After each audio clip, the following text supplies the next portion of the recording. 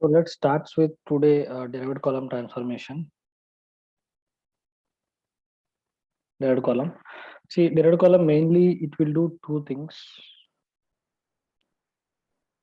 One is derived column will perform two operations. The first one, it will add a new column using existing column, and it will, or it can replace a existing column as well, which means let's say we have a source table and with 4 columns, and in the destination we have 5 columns. So there is one column lagging, right? So to map with the destination, let's say source is having 4 columns, and destination is having some 5 columns. See, you can map only 4 columns in the destination with source having 4 columns. But if you want to derive any new column using the existing 4 columns in the source, we can derive it by using the derived column transformation with the operation create a new column, add as a new column, right? Or if you want to replace any value which is there in the destination while inserting, you can also replace it with your calculation, right? So both the operations it will perform. For that, let me choose a table which is having less columns, and in the destination it should have more columns than the source, and I'll tell you how to add as a new column, right? See, what are the transformations which we are going to discuss in class, we'll not use all of them in real time, right? So these are the available options we have in SSIS. According to our requirement, we'll use it. Okay. So let's find out a table which is having more less columns in source and more columns in destination. So there is a department table here, which is having department number, department name, and then department location in Amaready database. And let's check it out in October 2021. We have a department table here, and we do have here 3 columns, and have about the other one. We do have 3 columns. If not, I'll create a new one. Let's say employee.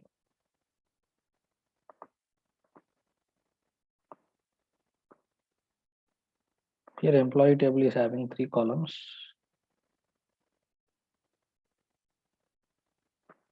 Okay, let me create another department table with the same structure by adding a new column. Okay, in the destination. So to create a new table by using existing, so take the table script and then run the table script against your database. So you want to create a new table in October 2021, right? So use that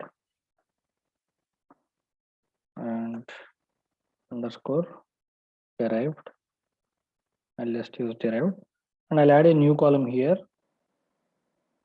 which is what should I add here? So department name only. I'll use again one more column,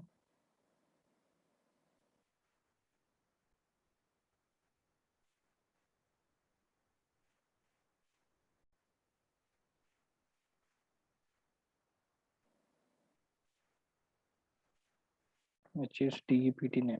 There is one more duplicate column, okay, where we want to load data, right? So let me create another column. Yeah, so execute. So I'm creating a table with one extra column in the destination. Sorry, I've created in Amaready, I guess.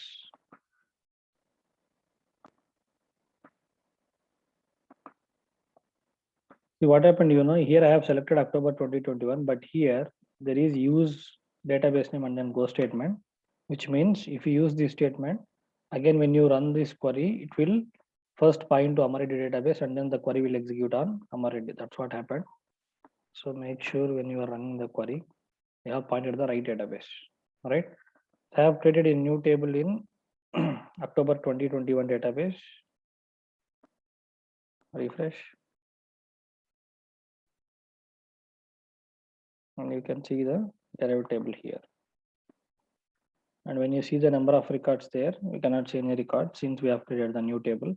Now what my requirement is, see in my source we have only 3 columns and I need to load a data to this column as department name, right, which is newly created, but whereas my source is having only 3 columns. See in this scenario, how to create a new column using existing columns, I'll show you. We can do it by using derived column transformation. So drag a data flow task into a control flow.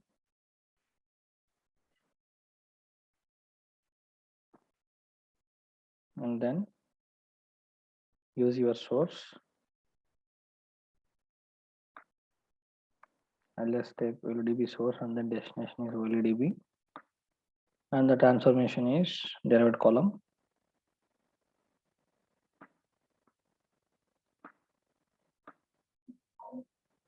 My source is in Amaredi database and the table name is department.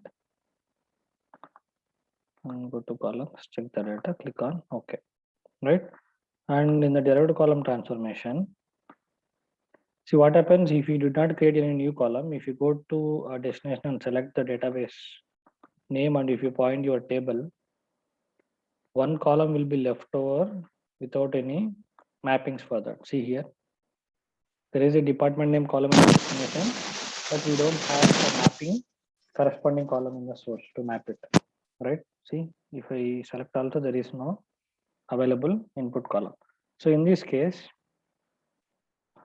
there will be a need to create a new column using the existing columns in the source, right? So go there and expand the columns, right? So drag and drop which column you want to recreate it, right? So I want to recreate the department name, drag and drop it. And here you can say derived column name. You can, if you want, you can rename it or you can leave it as it is with the existing name, derived column 1, right? So I will just change it to DC means derived column underscore. I'll just use dname. That's it. So this is my derived column name, new column name which I am giving it. And here in the derived column, if you drop down it, you can see 2 options. One is add as a new column, or if you want to replace any of the values, any of the columns here, you can replace it, right? So if you want to replace, you can give replace. And if you are replacing it, why do you want to replace it? If you want to, you are changing any value when compared to the source, you can replace it. Otherwise, there will not be any scenario, right, to replace it. So if you want to write conditions also, you can write it, right? Where department name equals to some CSC, something like this. If you want to write, you can write it. I think it should be double quotes to replace. Basically, the replacing column mostly will not use. And if you want to use it without any conditions, if you do replace, it's waste, right? So why? Because you are inserting the same column data again. So why you want to replace it again? Instead, there is any specific condition on top of the source data, right? So if there is no change in the data compared to the source, you don't need to use the replace a column, right? So add as a new column, which means the same data, it will consider for another column. So I'm just renaming that column name as DC underscore department name. Any doubts on this, guys? You just need to drag and drop and you need to choose here add as a new column. By default, it will be add as a new column only, and choose that. Go to destination, choose your database and table name, derived, go to mappings and map that extra column which you created in the derived column, right? And click on OK. What it is telling, cannot convert the Unicode on Unicode. So what is the data type in destination?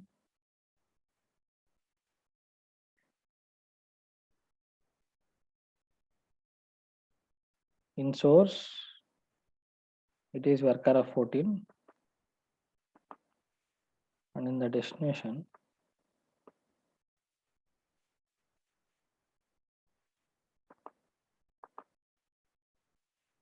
same worker, right?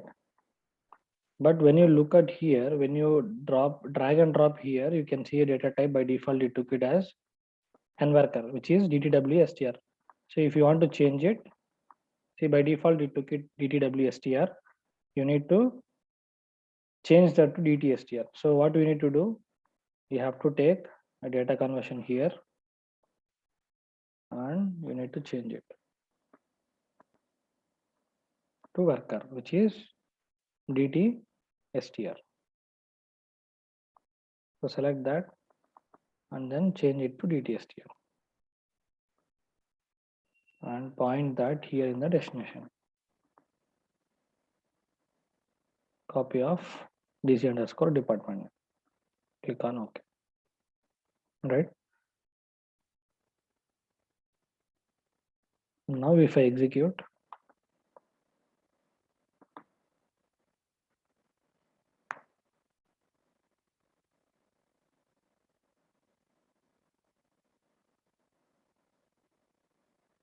you can see data has been inserted, and if you check, all the columns will be having data irrespective of the extra column which we have in the destination.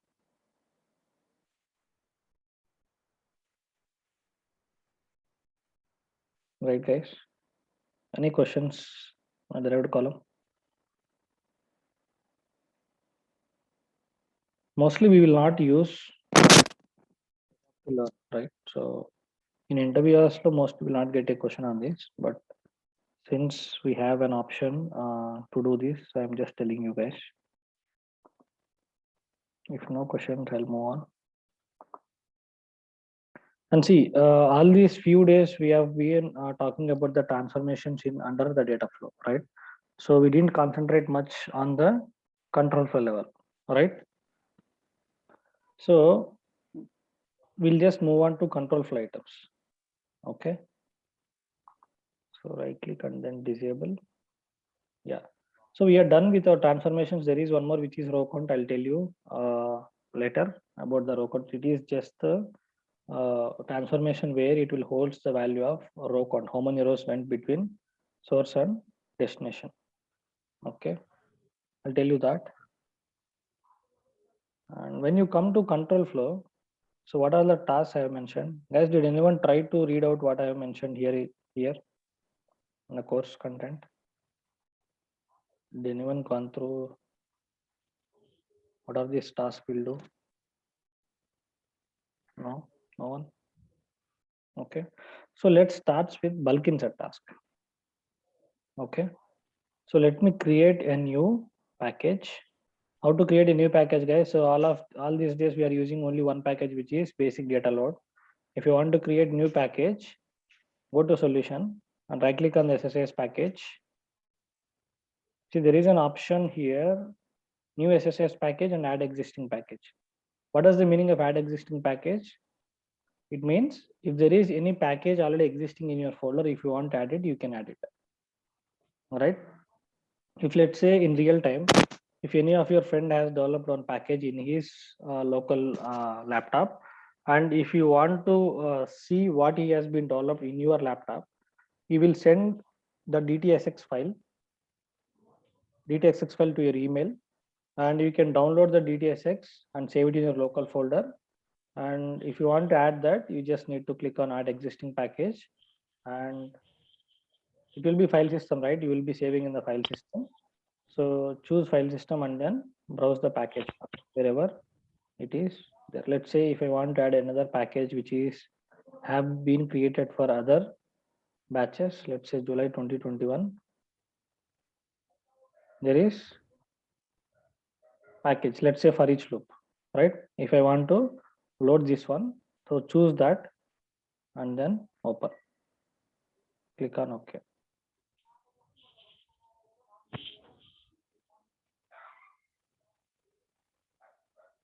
See, it is added for each loop package. So this is how you need to add an existing package in your folder. If it is existing already, this is the way, right click and then add existing package, right? And now I'm going to show you how to create a new package. So I'm deleting it, guys. That's why I showed you is in real time. A few times your teammates will send you the .exx file, and what you need to do is you just need to download it from your email save it in your folder and browse the path where you have saved it and choose it. That's it. Add existing package, browse it, and wherever you have saved your package, browse that path and then select, click on add. It will add to your solution. Right? I'm just deleting. And if you want to add a new package, right click, new SSIS package, it will add. Okay. And then give them a name. Let's say I'll just give control flow tasks. Control flow underscore tasks. I have renamed the package. Right. So it is a solution, one solution, and within the solution you can see the multiple packages. Right. So if you want to go to this package, you can go here, or else if you have closed, you can just double click, it will open. Okay.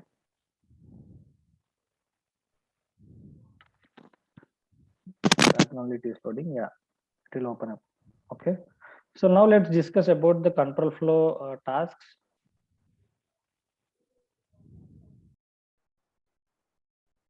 Right. So bulk insert task. So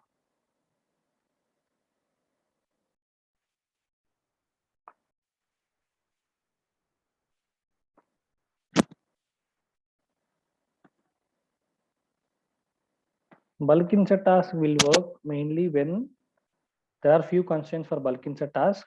It will be used when source is a flat file. Okay, which means either it's a text file or CSV file. Then only we have to use the bulk insert task. And if file data is huge and if the process is running for long time, if you have used data flow task. See, if the file data is huge and if the process is running for long time, see, basically, if what is the basic approach? If you have a flat file, if you have a txt file or CSV file in your folder, you just use a data flow task and then flat file source OLEDB destination, you will use it, right? If let's say that DFT, using DFT, the process is running for long time, then you can use the bulk insert task. Okay, and it is faster than the data flow task, right? So if and it will work only for flat file source, right? If it is Excel file, the bulk insert task will not be useful. Okay, that is one more point. And yeah, these are the 2 points you should remember. Okay, maybe second point you can ignore it. It's not like if there is a flat file directly you can use bulk insert task, but majorly bulk insert task will be useful when the data is huge in a file, right? So the name itself says bulk, right? So if the file size is more, maybe like in 50 MB, 100 MB, something like that, we can go for it, right? So let me configure the bulk insert task, right? And I'll use a source as the same EMP details file. We have it in your sample SSIS files, the same, right? In real time, you can just use huge volume of data. If there is huge volume of data in a text file, you can use the bulk insert task. If the process is running slow for data flow task. So let me drag a bulk insert task here. Yeah, here. Okay, it's a control flow task. And you need to configure it between source and destination, right? So if you open the bulk insert task, you can see the general page, which is just the naming convention. If you want to change it, you can change, otherwise leave it. So go to connection. Here you can see destination connection and also the source connection. See, if you see here source connection, by default, there is an option called file. And bulk insert task will work when source is file and destination is a SQL table, then only it will work, right? So now browse your file. You did not create any new connection manager, right? So create the one. So new connection. I'm creating a flat file connection manager, which will point EMP details flat file here. This one. Okay. I'm just using that. And there are few options here: row delimiter, column delimiter, format, and then we have few more options here. Leave it for now, and then we'll see what happens. Okay, go to connection. So we have configured our source file here, and then I'm configuring my destination connection as well. I'm gonna use destination as October 2021, and the table is EMP details. We have existing table, right? I'll just use the existing table, which is EMP details, right?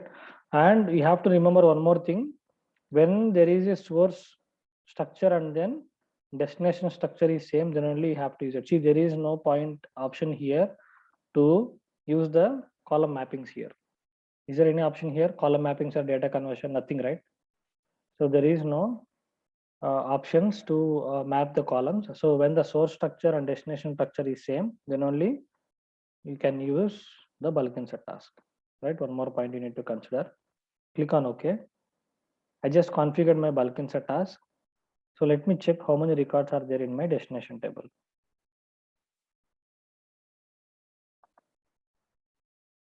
EMP details.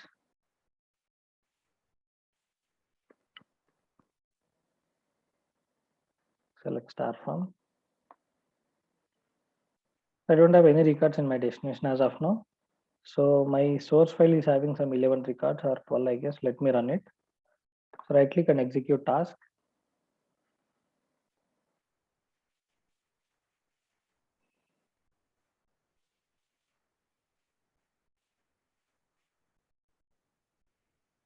Did it run? No, it got failed, right? So let me go back to the error message and see what happened.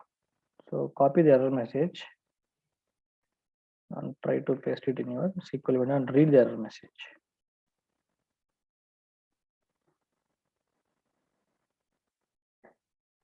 Bulk for link server null, the OLEDB bulk error, the provider did not give any information about the error, unexpected end of file.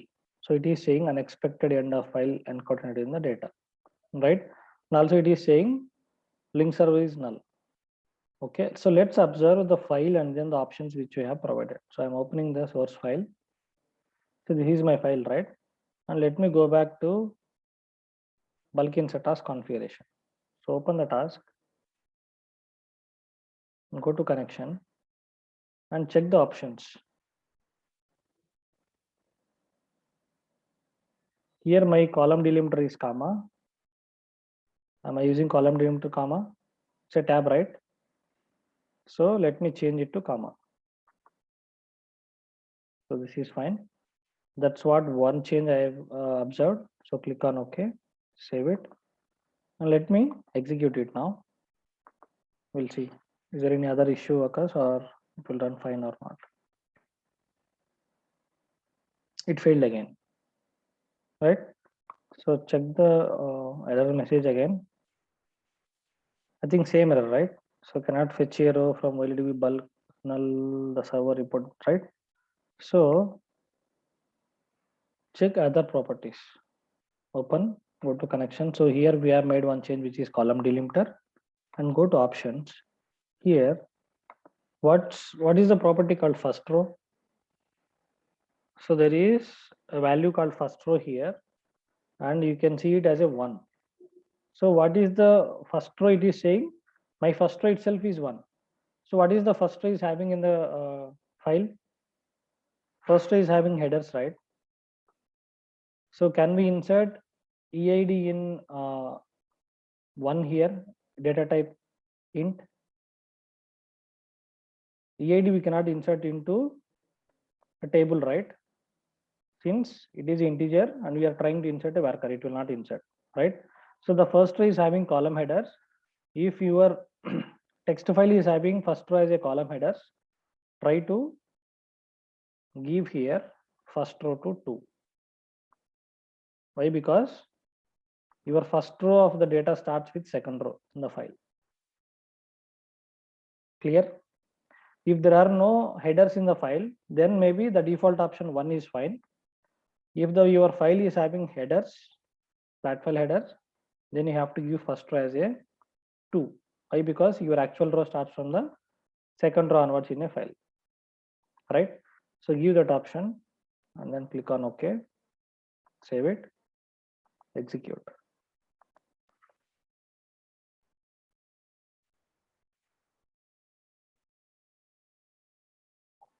It got failed again. Go to progress tab, copy the error message. I think this time it is different, and read the error message.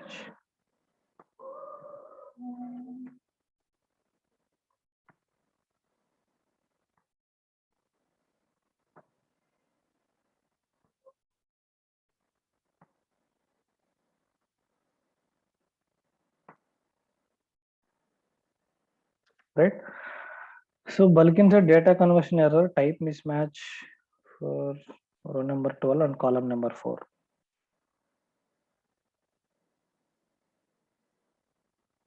What is the row number 12 here? 1, 2, 3, 4, 5, 6. This is the one, right? 12th one. So here it is saying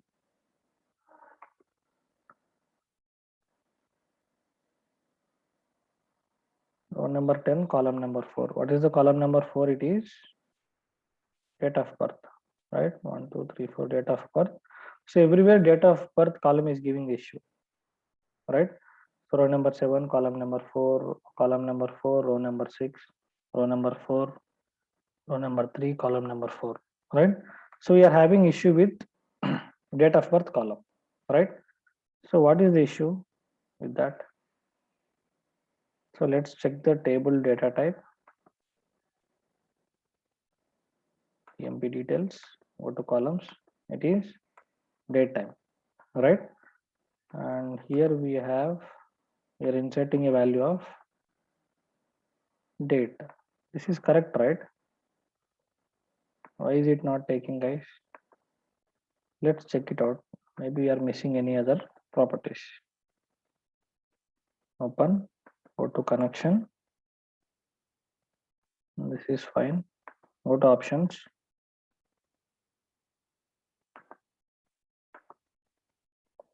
Let me use code page as 1252.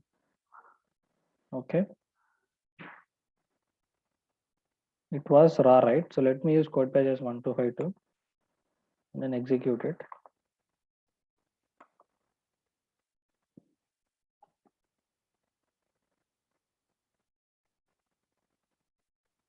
It got failed again.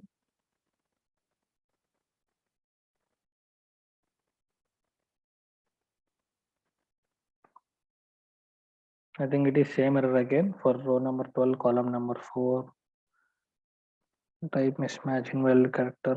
Okay. What we'll do? So shall we change the data type of destination? Maybe the date is not able to insert it into a.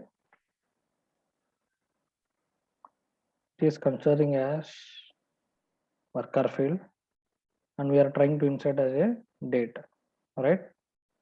So let me change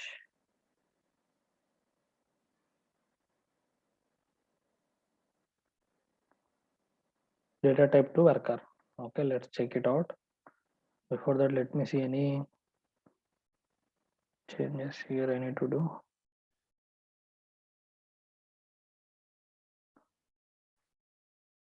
So field delimiter is comma, that is correct. First row starts from second, and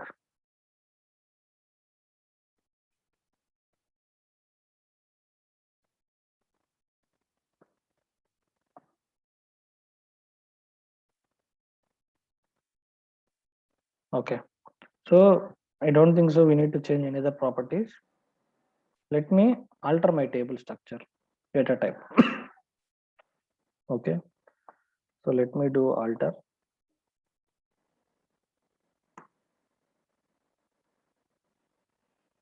alter table name, alter column, EDOB, worker of 20 I'll give. Okay, save aside, and then let me execute. Parse it. Okay, let me point to October 2021 database. It is in master now. Command completed successfully. So let me refresh and check. Refresh. You can see here now data of birth changed to worker of 20. So let me execute the bulk insert task now.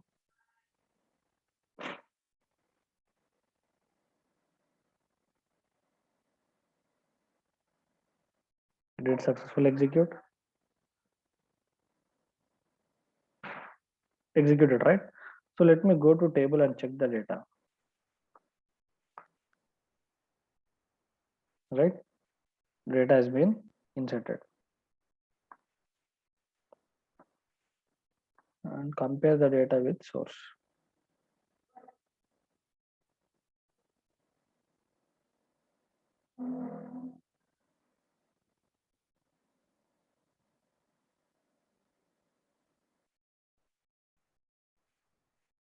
Five 10.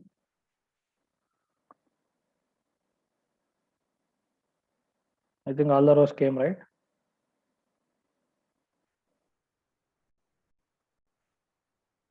Okay, that's how we need to work with bulk insert task. See, as I mentioned you, the data types and then number of columns should be the same when you are working with bulk insert task. Any questions, guys? And you need to use bulk insert task only when the source is a flat file and destination is SQL table. Then only the bulk insert task will work, and it is effective when data is huge. When your file size is huge, then only you have to use bulk insert task. Otherwise, you can load it through data flow task only. Right?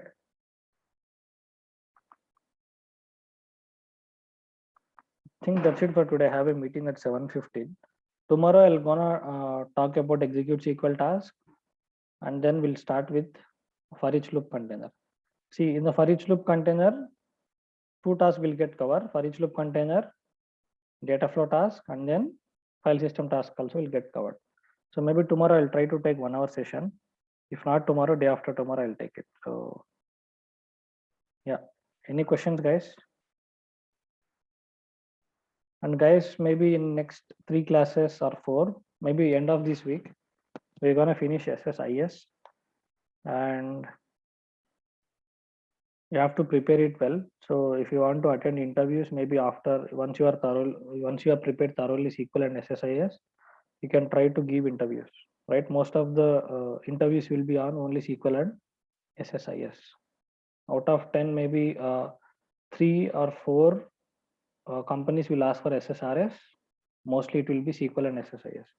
If you are confident enough, if you want to give a try, you can try it. Okay, and whatever I am mentioning here, that will finish in next 2 classes, and we have few process related stuff in SSIS, which I'm going to explain this part. Package deployment, variables, how to create a job and run when we are not there. Also during that time, the job will run whatever we have configured. So all those stuff I'm going to teach next 4 classes. Next 2 classes will be the development part about these tasks and then containers, and I'll start with the process related stuff in SSIS. Okay, mostly by this weekend it will finish, and from next week onwards we'll start SSRS. Okay, guys, take some time and prepare it well. Okay, and you have to revise SQL topics as well when you are preparing SSIS. Okay, I think it's time up, and we'll connect tomorrow. If you have any doubts, please do message me on WhatsApp. Thanks, guys. Thanks for joining.